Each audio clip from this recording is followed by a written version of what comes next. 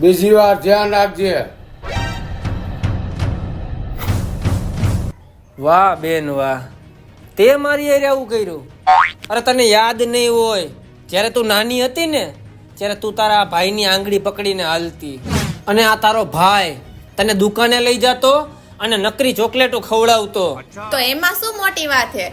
પૈસા તો મમ્મી જ આપતા અને ઈ આપણી બેયની ચોકલેટ ના આપતા. અરે તને યાદ નહીં હોય, તને ભણાવવા હાટું હું 10 ધોરણ સુધી ભણ્યો અને કામે ચડી ગયો કારખાનામાં. શું કામ ખબર હે? કેમ કે તને પ્રાઇવેટ સ્કૂલમાં હું ભણાવી શકું.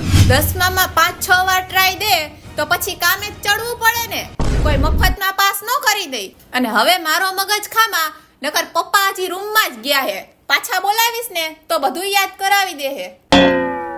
મારા કલેજા.